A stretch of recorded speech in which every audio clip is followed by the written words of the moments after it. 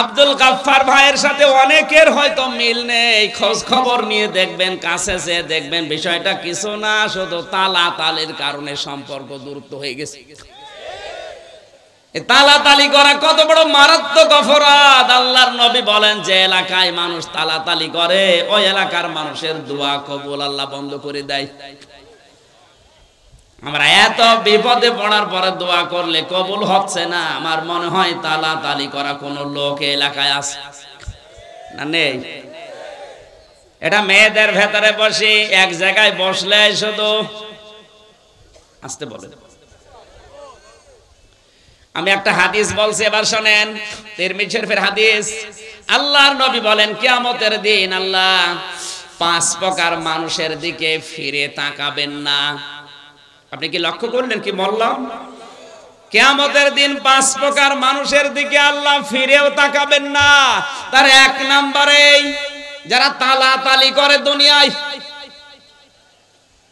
কারা আছেন এই চরিত্রের হাত তোলেন তো।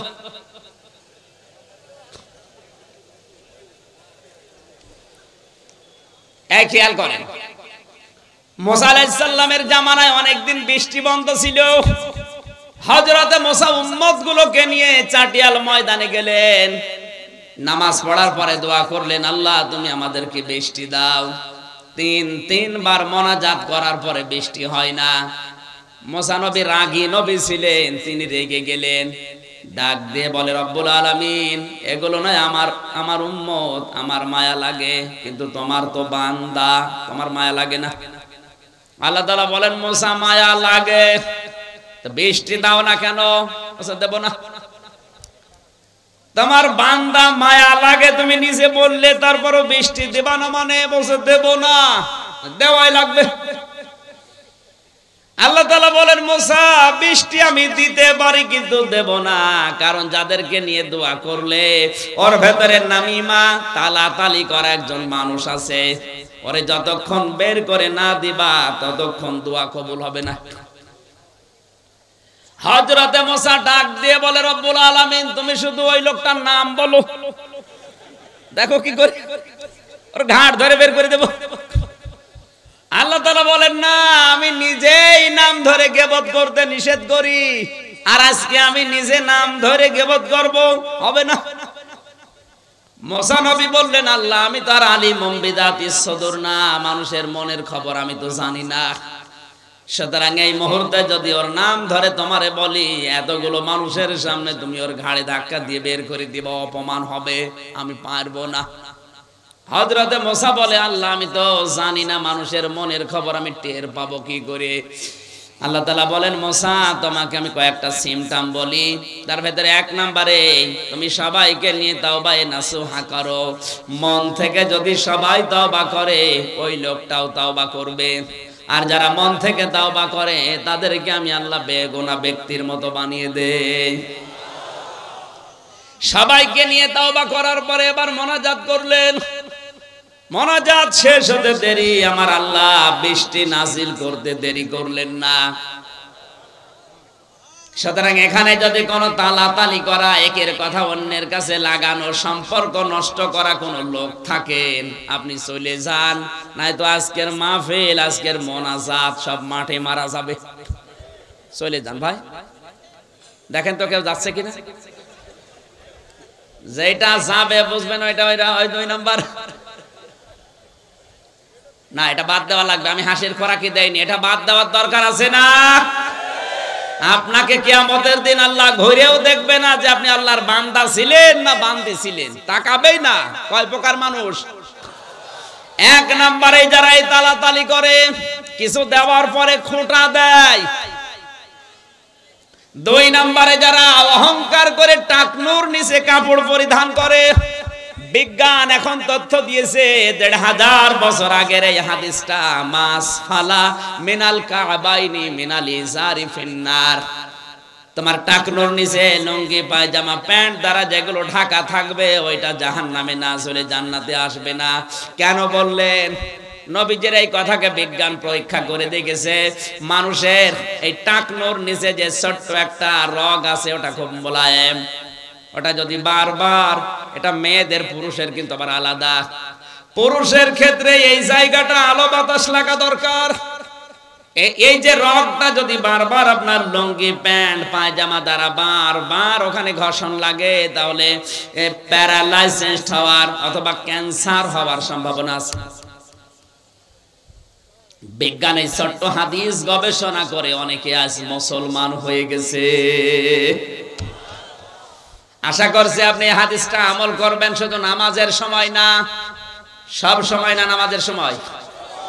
3 নম্বরে যারা বৃদ্ধ জিনাখোর, বুড়ো জিনাকারী, এটা এখন বাংলাদেশে দিন দিন বেড়ে যাচ্ছে।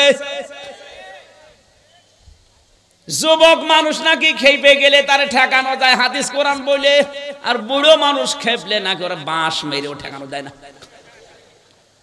বাংলাদেশে আজ হাজারো জায়গা থেকে আমরা মেয়েদের কান্নার আওয়াজ পাচ্ছি।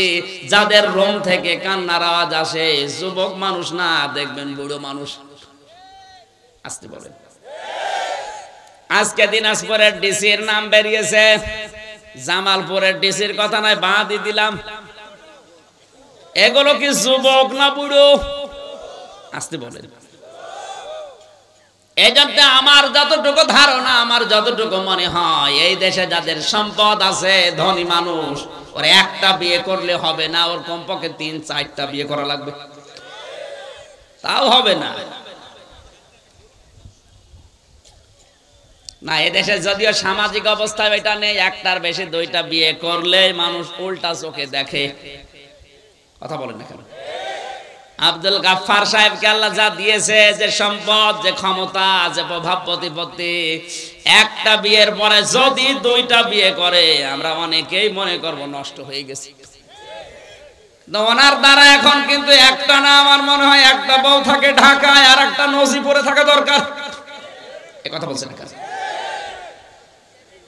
আজ হাজারো ধনী মানুষের চরিত্রগুলো আপনি লক্ষ্য করে দেখবেন, এদের যে চরিত্র, কিয়ামতের দিন আল্লাহ এদের দিকে তাকাবে না, কারণ অধিকাংশ বুড়ো মানুষ জিনাখোর।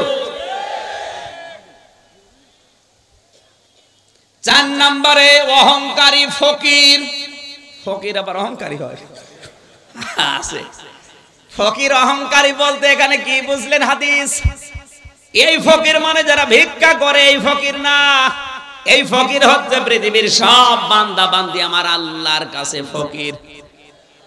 এমন সময় কারেন্ট গেল, জেনারেটর নেই।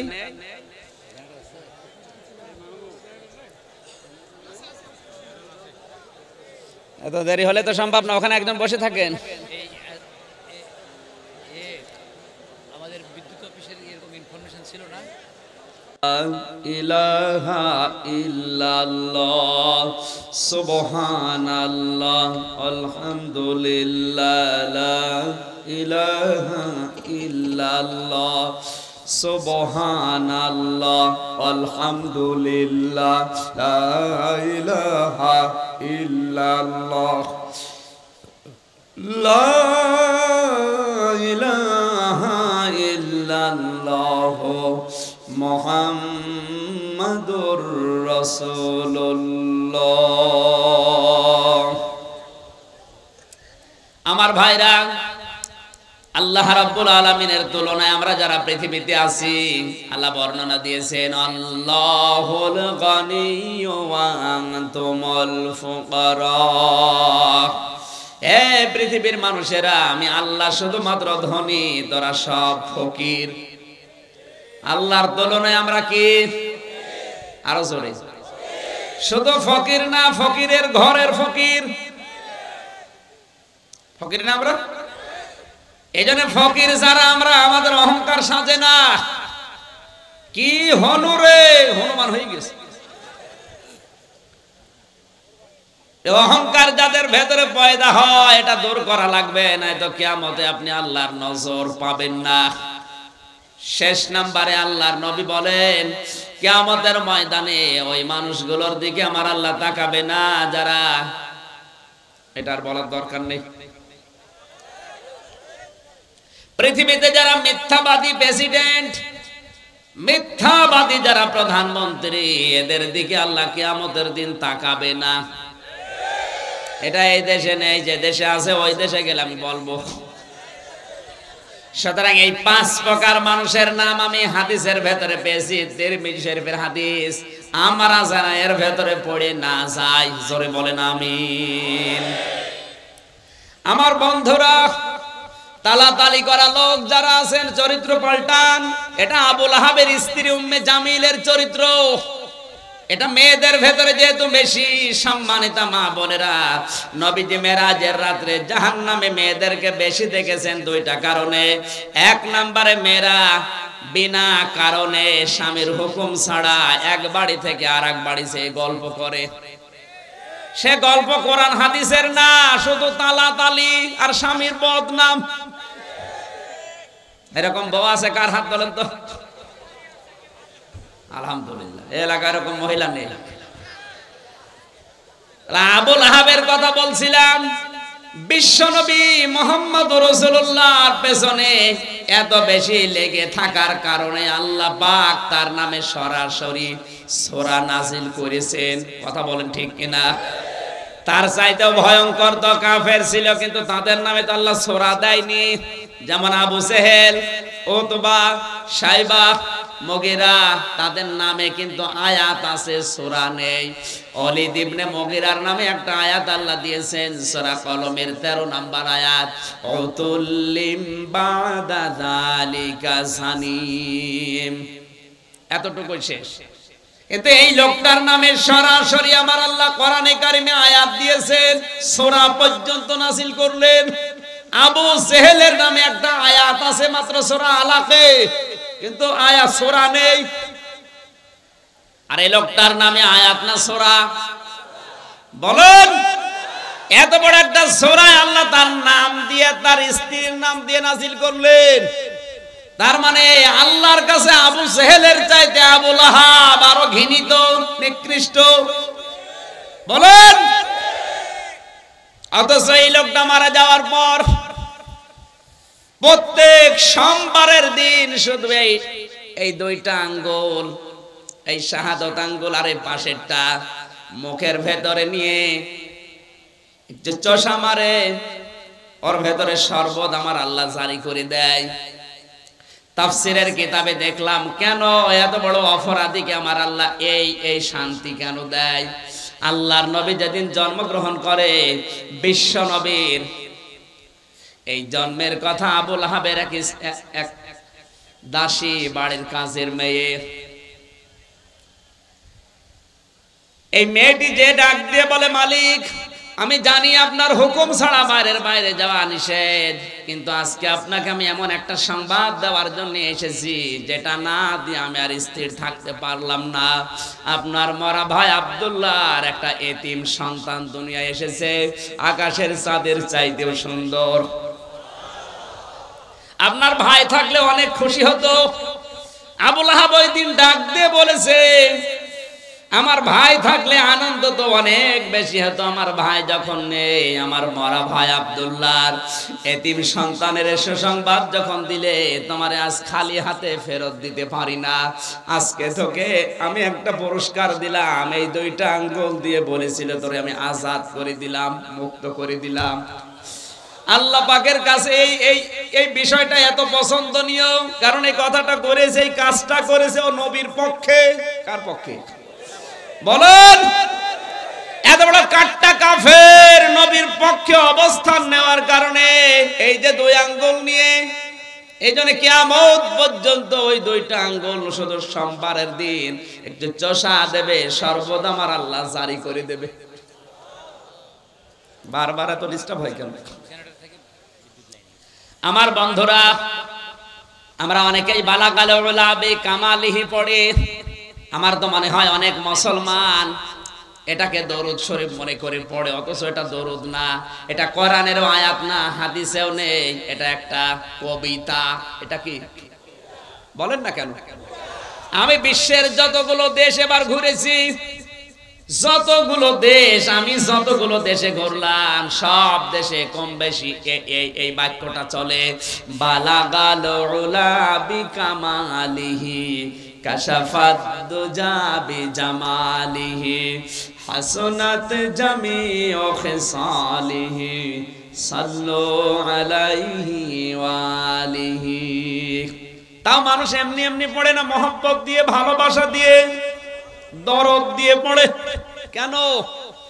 এটা কিন্তু নবীজি নিজে লেখেন নাই, সাহাবী লেখেন নাই, লিখেছেন শেখ সাদী রাহমাতুল্লাহ আলাইহি। সারাটা জীবন বিভিন্ন কবিতা লিখেছেন। 120 বছর তিনি হায়াত পেয়েছিলেন। 30 বছর একাধারে তিনি ছোটবেলা থেকে জ্ঞান অর্জন করেছিলেন। বাকি 30 বছর তিনি ওই জ্ঞানকে বিতরণ করেছিলেন। বাকি 30 বছর তিনি বিভিন্ন দেশে সফর করেছিলেন। বাকি জীবনের শেষ 30 বছর তিনি হাজারো বই লিখেছিলেন। গরিষ্ঠা অবস্থা এর ভেতরে অন্যতম হচ্ছে এই চরণটা। কলম হাতে নিয়ে চিন্তা করলেন, পৃথিবীতে কত কিছু লিখলাম, কিন্তু নবীজির নামে আমি তো কিছু লিখতে পারলাম না। কলমটা হাতে নিয়ে তিনি এই 3টা চরণ লিখলেন, কিন্তু 4র্থ নম্বর লাইনটা তার আর মনে আসে না। তাহাজ্জুদের নামাজ আদায় করে যায় নামাজে ঘুমিয়ে গেলেন। গভীর রজনীতে বিশ্বনবী এসে ডাক দিয়েছে, সাদী কি লিখছিলে দেখাও। হযরতে শেখ সাদী বলে, হে রাসূল, জীবনে বহু কবিতা লিখেছি, কোনোদিন আমার কলম থেমে যায়নি। আজকে আপনার নামে লিখতে গিয়ে দেখি 3য় নাম্বার লাইনের পরে আমার আর মনে আসে না। আল্লাহর নবী বলেন, সাদী কি লিখেছো আমাকে শোনাও। স্বপ্নের ভেতরে শেখ সাদী এই 3টা লাইন শোনালেন। নবীজি বললেন, সাদী কলম হাতে নাও। 4র্থ নম্বর লাইন আমি নবী নিজে বলি, তুমি লিখে নাও, সাল্লু আলাইহি ওয়া আলিহি। জোরে বলেন আল্লাহু আকবার। হযরতে শেখ সাদী জীবনে কত কিতাব লিখলেন, ওগুলোর নামও কেউ জানে না অনেকে। গুলিস্তা বস্তার ভেতরে হাজারো চরণ আছে, কেউ কোনোদিন পড়েও দেখে না। অথচ এই 4টা লাইনের ভেতরে একটা লাইন মাত্র নবীজি নিজে বলেছিলেন। আল্লাহর নবীর নামে লেখার কারণে এটাকে আমার আল্লাহ চিরন্তন করে দিয়েছেন। বাংলার মুসলমানেরা, এজন্য আমাদের উচিত হবে কোন সময় যেন নবীজির আদর্শের উপরে, বিশ্ব নবীর কণ্ঠের উপরে তার আওয়াজ যেন আমাদের আওয়াজ উপরে না যায়। তার আচরণগুলো যদি আপনার খারাপ লাগে আপনি চুপ থাকবেন, যদি ভালো না লাগে চুপ থাকবেন। আপনি বিরুদ্ধে অবস্থান নিলে কখন আপনার ঈমান আমল ধ্বংস হয়ে যাবে আপনি টেরও পাবেন না। বারবার কারেন্ট, একবারের জেনারেটরে চালান।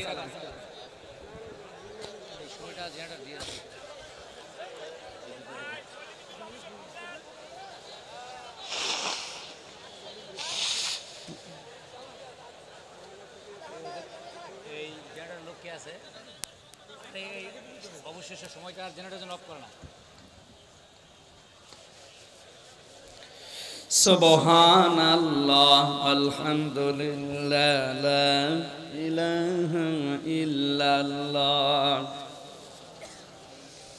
আলহামদুলিল্লাহ, লা ইলাহা ইল্লাল্লাহ, লা ইলাহা ইল্লাল্লাহ, মুহাম্মাদুর রাসূলুল্লাহ সাল্লাল্লাহু আলাইহি ওয়াসাল্লাম। আমার ভাইরা, 6666টি আয়াত থেকে কোরআনে কারীমের সূরা তাওবার 72 নাম্বার একটা মাত্র আয়াত আমরা পড়েছি। পড়া কোরআনে আমার আল্লাহ তার মুমিন বান্দা বান্দীদের সাথে 25টি ওয়াদা নিজে করেছেন। কয়টা? আরো জোরে। এই 25টা ওয়াদার প্রথম নাম্বার ওয়াদা আল্লাহ তার মুমিন বান্দা বান্দীদের সাথে যেটা করলেন সেটা হচ্ছে তিনি মুমিন বান্দা বান্দীদেরকে জান্নাত দেবেন। আরো আসতে বলেন। এখানে ওয়াদা করছেন কে? কোথায়? কোরআনে। জোরে বলেন। কয়টা? এই একটা বললাম নাম। তিনি তার মুমিন বান্দা বান্দীদেরকে জান্নাত দেবেন, এই ওয়াদা আল্লাহ কোরআনে করলেন। যিনি ওয়াদা করছেন উনি আমাদের মতো না যে সকালে এক কথা বিকালে এক কথা। কথা বলেন না কেন? আল্লাহ তাআলা বলেন, ইন্নাল্লাহা লা ইখলিফুল মিয়াদ। আমি যদি একবার কোনো বিষয় ওয়াদা করি তামাম দুনিয়া উল্টিয়ে যাবে, আমার ওয়াদা ভঙ্গ হবে না। আর ওয়াদা করেছেন যেখানে, একে যেমন তেমন কিতাব কত অথেন্টিক আপনাকে আমি আগেই বলেছি। কয়টা ওয়াদা? আজকের যে ওয়াদা প্রথম নম্বরে আল্লাহ তার মুমিন বান্দা বান্দীদের জান্নাত দেবেন। জান্নাত কিন্তু সবাইকে দেবেন না, দেবেন তার মুমিন বান্দা বান্দীদের। কথা বললেন না কেন? এবার আসেন তো, আমার আল্লাহ ওয়াদা দিচ্ছেন কাদের সাথে? মুমিন কারা? ইন্নাল্লাহা আশতারা মিনাল মুমিনিনা আনফুসাহুম ওয়া আমওয়ালাহুম বিআন্না লাহুমুল জান্নাহ। সূরা তাওবা 111 নম্বর আয়াতে আল্লাহ তাআলা বলেন, অবশ্যই আমি আল্লাহ ক্রয় করে নিয়েছি আমার মুমিন বান্দা বান্দীদের কাছ থেকে তাদের জান আর মাল বিনিময়ে তাদেরকে আমি আল্লাহ জান্নাত দিয়ে দিয়েছি। একটু খেয়াল করে শোনা লাগবে। জন্মের পর থেকে আপনি আয়াত শুনেছেন আমি জানি, কিন্তু এর ভেতরে তথ্য আছে। এখানে সরাসরি ক্রেতাকে, এই জবান খোলেন না কেন? জোরে বলুন। বিক্রেতা আমরা বললে হবে না, এখানে আল্লাহ পাক সবার কাছ থেকে কিনতে চান না। ইশতারা মিনাল মুমিনিনা, যারা মুমিন। এখন এই মুমিন কারা? আল্লাহর নবী বলেন মুমিন তো ওই লোকটা যার হাতের দ্বারা আর মুখের দ্বারা পৃথিবীর মানুষ শান্তিতে থাকে। এখানে হাত মানে শুধু এই হাত না, আল মুসলিমু মান সালিমাল মুসলিমুনা মিন লিসানিহি ওয়া ইয়াদিহি। এই লিসান মানে শুধুমাত্র এই মুখ না, ইয়াদুন মানে শুধুমাত্র এই হাত না। ইয়াদুনের ব্যাখ্যায় আমি পেয়েছি, ইয়াদুন মানে ক্ষমতার হাত, ইয়াদুন মানে আইনের হাত, ইয়াদুন মানে প্রভাব প্রতিপত্তির হাত, ইয়াদুন মানে টাকা পয়সার হাত। এই সমস্ত হাতের দ্বারা, মুখ মানে শুধুমাত্র এই ছোট্ট গর্ত, এই মুখ না। আপনার হাজারো মুখ থাকতে পারে, আপনার একটা ইশারায় হাজারো লাশ দুনিয়ায় পড়ে যেতে পারে। আপনি যেটা দিয়ে ইশারা দিয়েছেন মুখ দিয়ে, ওইটাও মুখ। আপনার হাতের দ্বারা প্রভাব প্রতিপত্তির হাত, ক্ষমতার হাত, আইনের হাত, টাকা পয়সার হাত, আপনার শরীরের হাত হতে পারে। এই হাতের দ্বারা, মুখের দ্বারা যদি পৃথিবীর কোনো মানুষ আতঙ্কে থাকে, অশান্তিতে থাকে, আপনি আর যাই কিছু করেন না কেন এখনো মুমিন হতে পারেননি। এটা বাংলাদেশে হাদিসটা মিলান তো, এদেশে এখন মুমিন বেশি না কম? কম মানে নেই।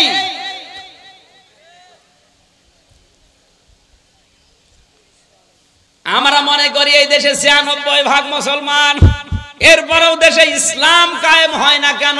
না, আমার দাদা বলছিলেন 96% না, বাংলাদেশে যেই দিন 51% মুসলমান আল্লাহর ঘোষণা অনুযায়ী তৈরি হবে, ওই দেশে ইসলাম কায়েম হতে 16 ঘন্টাও সময় লাগবে না।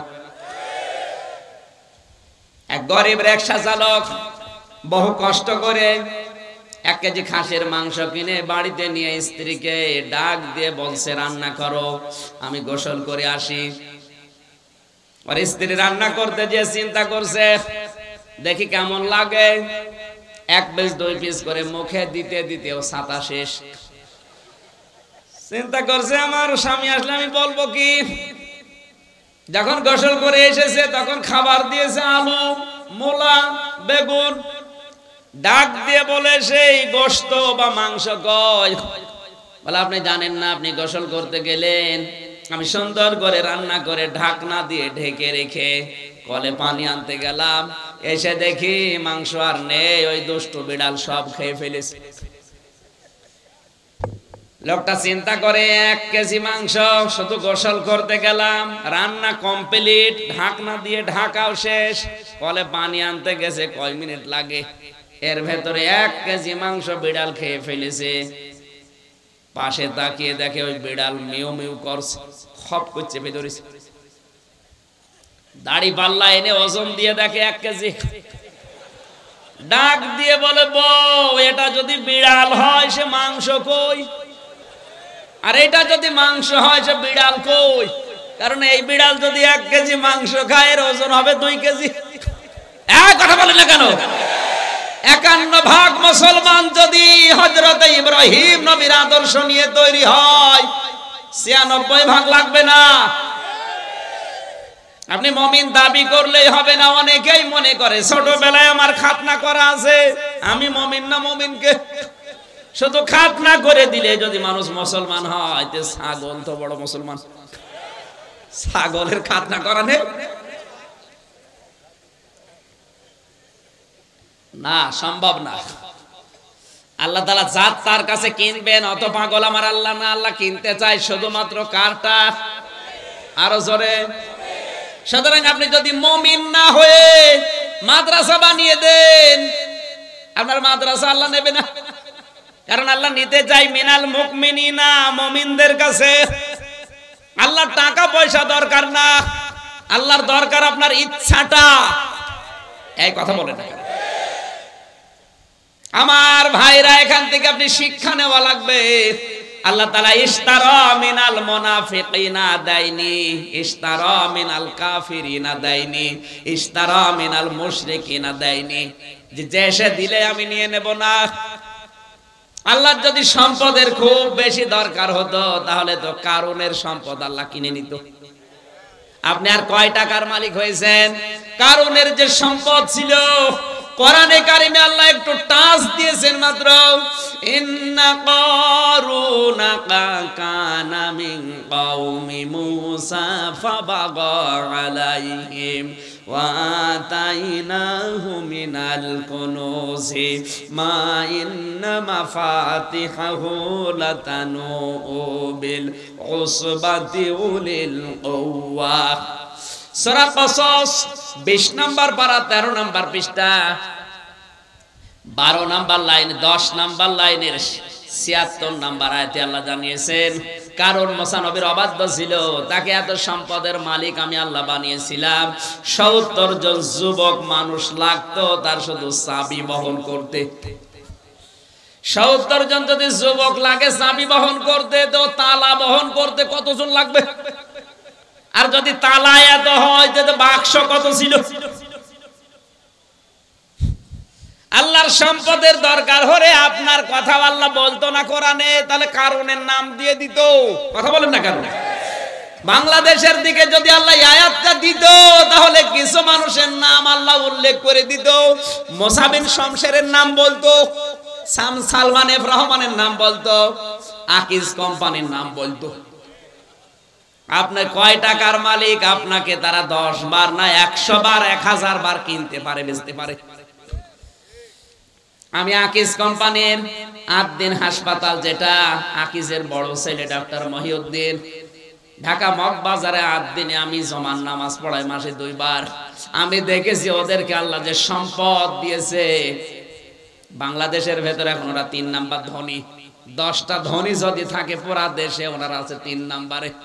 আর আপনার তো নামই নেই, আছে? তাহলে আপনি তো ওর ভেতরেই নেই। তাহলে ইশতারা মিনাল মুমিনিনা, আল্লাহ কিনতে চান, কিন্তু সবারটা না। কার? আরো জোরে।